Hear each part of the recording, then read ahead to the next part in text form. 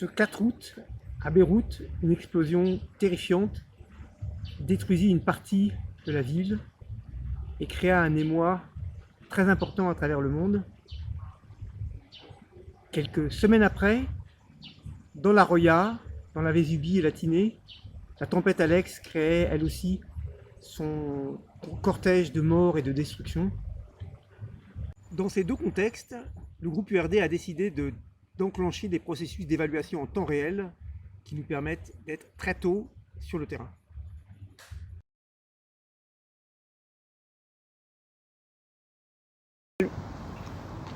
Ces évaluations en temps réel sont essentielles pour pouvoir comprendre ce qui se passe au tout début de la réponse.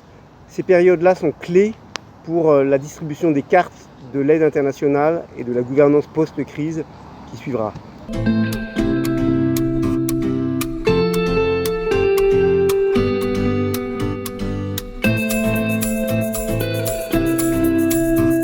Ces crises ont été d'une extrême violence et ont évidemment traumatisé fortement les populations, que ce soit à Beyrouth, que ce soit dans la Roya et autres vallées.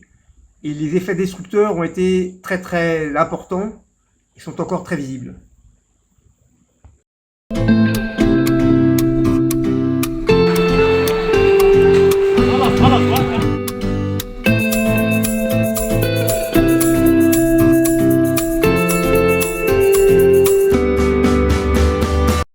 Donc vous êtes venu à Beyrouth pour faire quoi exactement? On est venu ici pour aider Offre Joie, des étudiants, des jeunes de tout le Liban, du sud, du nord. On aide après l'explosion les maisons qui sont détruites.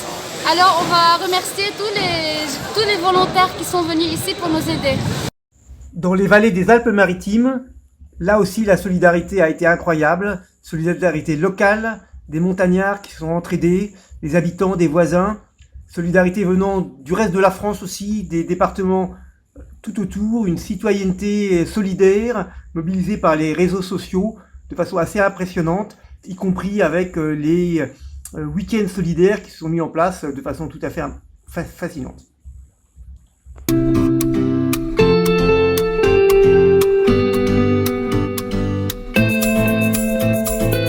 Deuxième question importante, la question des abris. Donc on s'appellera que la zone touchée est très diversifiée en termes de modes d'habitation, avec des rentiers, avec des locataires, des propriétaires, des gens qui habitent dans la famille, mais pendant que le reste de la famille est à la montagne, enfin quelque chose. Et puis que c'est une zone très hétérogène en termes de type de construction, avec des grands immeubles, des rues anciennes, certaines d'ailleurs classées au patrimoine, des quartiers pauvres, donc une zone très hétérogène, pour lequel il faudra des approches très spécifiques. Dans les montagnes des Alpes-Maritimes, touchées par la tempête Alex, les choses sont très différentes. Évidemment, nous avons un habitat dispersé le long du bas des cours d'eau, nous avons quelques petites villes, nous avons des maisons et des fermes perdues dans la montagne, elles aussi très touchées. Donc c'est une problématique d'habitat complètement différente. Une partie de la population d'ailleurs a fui vers Nice et vers Menton et vers les villes de la côte, ne pouvant plus rester dans la vallée. Bien, nous avons eu ce matin le privilège de pouvoir accéder à la zone d'intervention, donc sur le port, hein, où les premiers intervenants ont fait un gros travail pour réduire les risques résiduels vis-à-vis des matières dangereuses. Un premier tri a été fait, les produits les plus toxiques ont déjà été enlevés et mis en sûreté. Il reste maintenant un gros enjeu pour le futur, puisqu'il reste encore beaucoup de matières dangereuses qu'il faut évacuer, et si possible évacuer dans des endroits sûrs et sécurisés. Donc maintenant il faut prendre un peu de temps pour réaliser ces choses-là. Et puis le deuxième enjeu majeur, ça va être la reconstruction du port et de tirer vraiment toutes les leçons en termes de sécurité industrielle pour ne pas commettre de nouveau les erreurs qui ont été faites à l'origine, c'est-à-dire stocker de trop grosses quantités de matières dangereuses et beaucoup trop près des zones d'habitation. Donc là encore, il y aura un travail sur du moyen terme.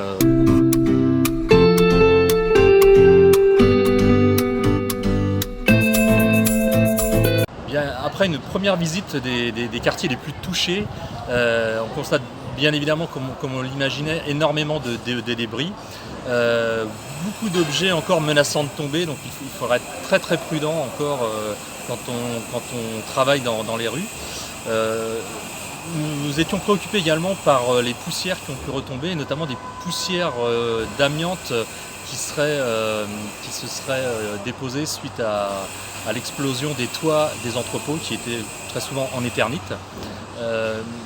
La chance dans le malheur des Libanais, c'est que le Covid impose le port d'un masque de protection à toute la population, ce qui va quand même limiter ce risque donc pour la population, mais également pour tous les travailleurs qui se sont mis dès les premières heures du sinistre à effectuer un très très gros travail de déblaiement, de dégagement des issues pour faciliter justement la restauration, l'acheminement des secours, etc.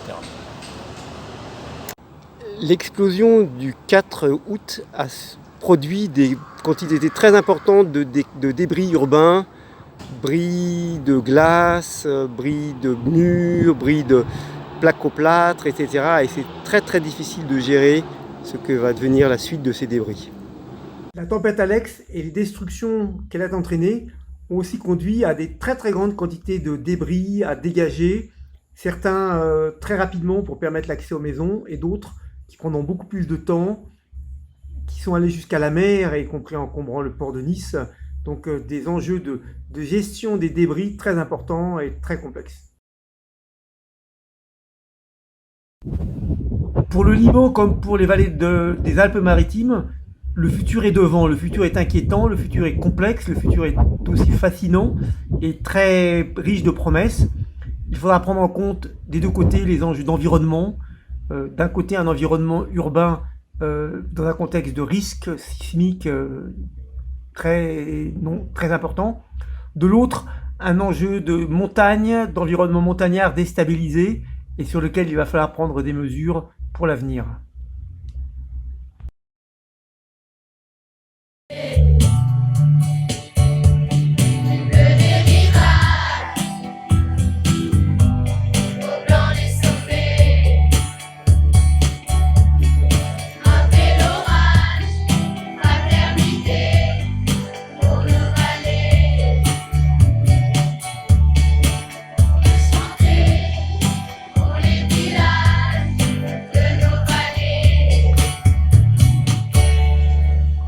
So this small video to put us a bit in the atmosphere of this type of situation where you could see you have a lot of different parameters that have to be taken into account. Some get a very good and easy involvement of civil society.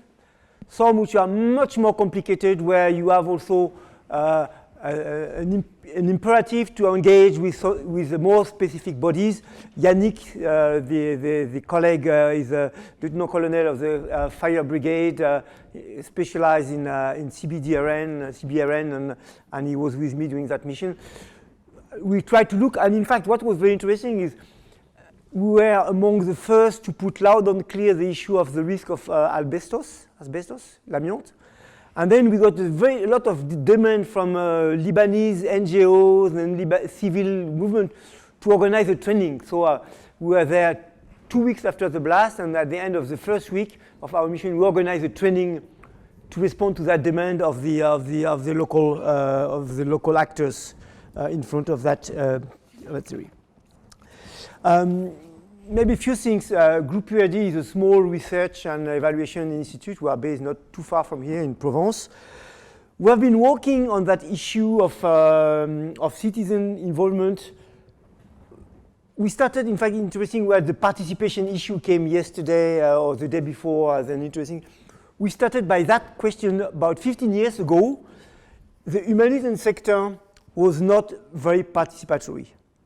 You had white doctors arriving in Africa and knowing what is health and organizing the health services to save the poor Africans or the poor Asians. And it was a bit, there was a bit of neocolonialism in that humanitarian sector. But of course, what we saw progressively is a stronger engagement of national institutions, of national organizations, of local players.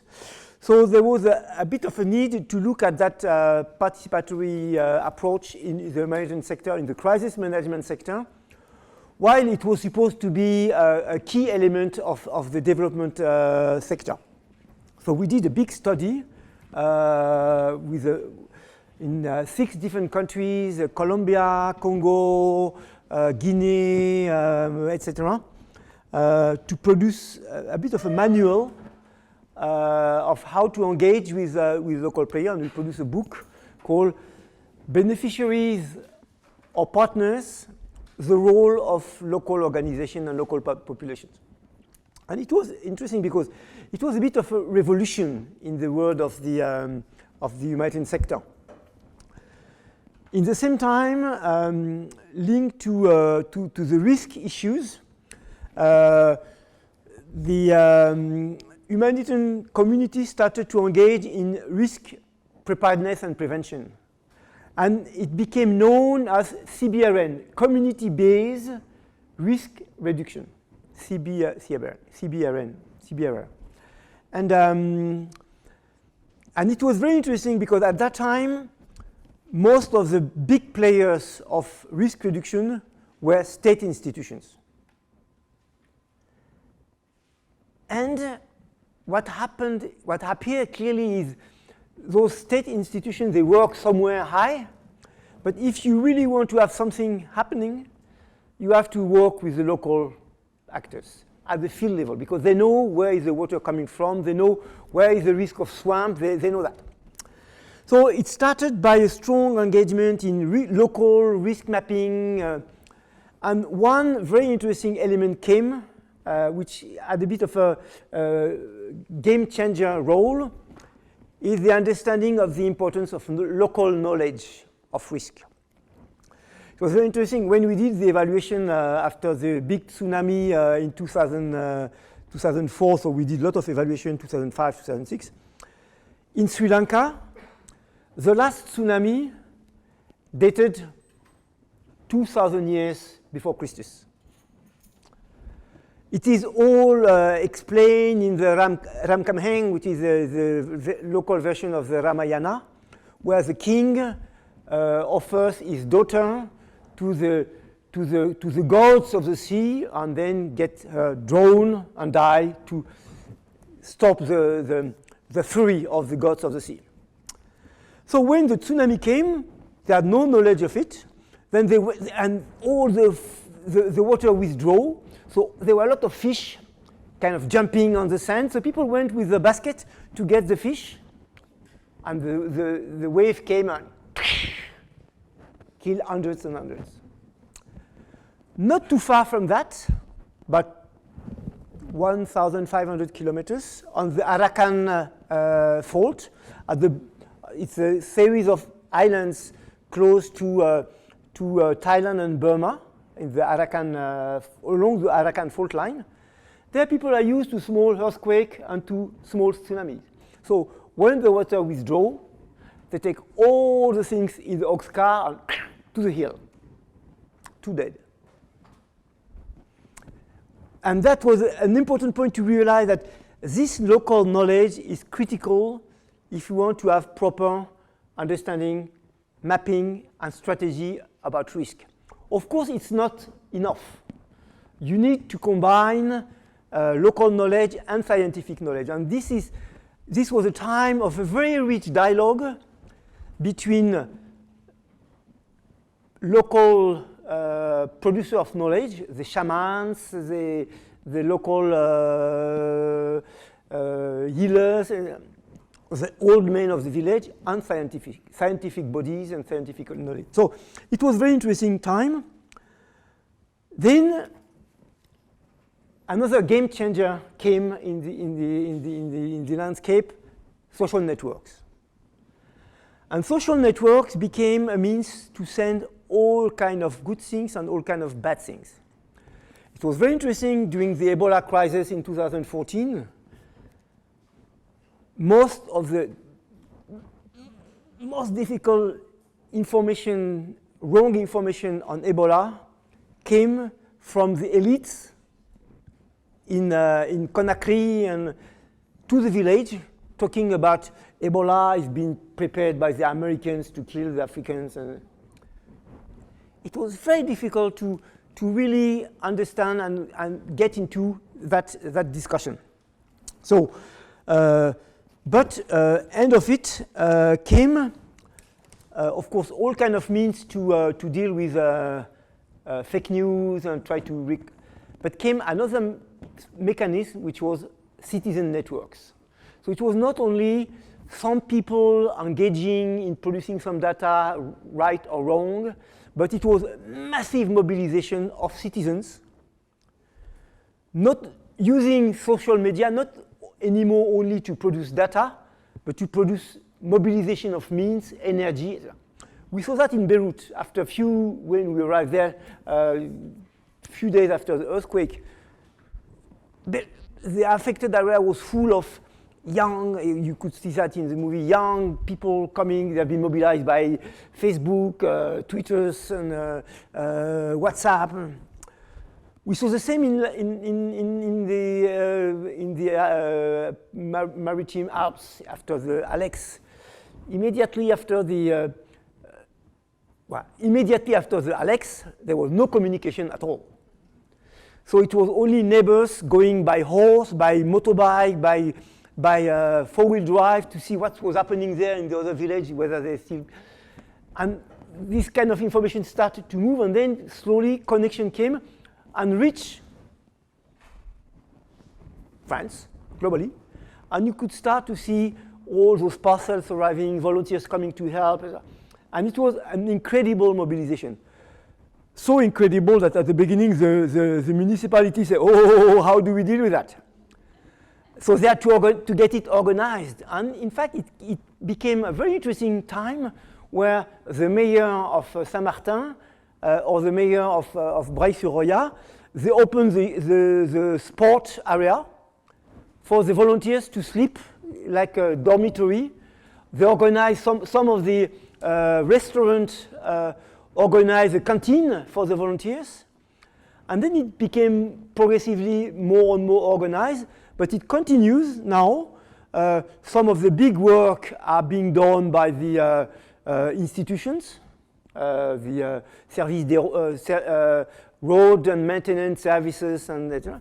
But still a lot of work is being done by local actors, local volunteers through those mobilizations. Interesting enough, I just come back from Ukraine. Ukraine is one step further because it's a massive mobilization, of course, of most of the Ukrainians through local networks, but also through the diaspora, which was already very active in Lebanon and became extremely active also in Ukraine, where these volunteers, this movement, they go fast, they are agile, they are able to go where nobody goes. They are able to go close to the front line, they are able to take a lot of risk. It's very complicated for the classical aid actors because the classical aid actors, they are supposed to respect the principles of humanitarian principles of impartiality, neutrality, independence. The local, the Ukrainian volunteers, they just don't care. Here is a room where you prepare the food parcels that will go for those in need. Here is a place where you prepare the hygiene parcels for those in need. And this is a place where you prepare the camouflage tissue for the tanks. And they move from one place to another without problem. This creates a bit of difficulties for the classical humanitarian players. And it was just amazing to spend nearly a month with those volunteers, going from one place to another, sleeping with them in the bunkers, to see the level of mobilization. And it's interesting because what we learned from Roya, Beirut, and Ukraine is there is now another world which is developing outside of the existing systems, outside of the existing rules and principles and protocols, which is the world of the volunteer citizen response to crisis. And this is quite powerful, very destabilizing for the United Nations, very destabilizing for most of the NGOs who don't know how to play with them, because the donors, those who give money, the government, they have rules of accountability and accounting, and that does not work with those volunteers. So I'm just coming to my conclusion. I think we are now at a stage where we are rediscovering something that has always existed. When you had a group of Chadian refugees moving to the Central Republic of Africa, or when you have group of Cambodian moving to Thailand 40 years ago, there were always people that opened the doors, please come and stay with me, you will be fed. This, the system largely ignore it. And not only ignore it, sometimes by his own practical practices went against it. Because in most society, if you want to be in the social solidarity system, traditional, the way you have something you give, you share, so the day you have nothing, people share with you. And the aid system is want to target this, you are my target. And the target is, well, maybe the others, they are in the same need of me. So I think the big danger is that the classical practices of aid would go against this traditional citizen solidarity. But now it's overwhelmed by it. It's overwhelmed by it because it's so powerful, so active, so agile, so able to cross all the difficulties that the traditional system is at the stake of saying, I'm dying. And it has to reinvent it in a very, very profound way if it wants to continue to remain relevant. I stop it.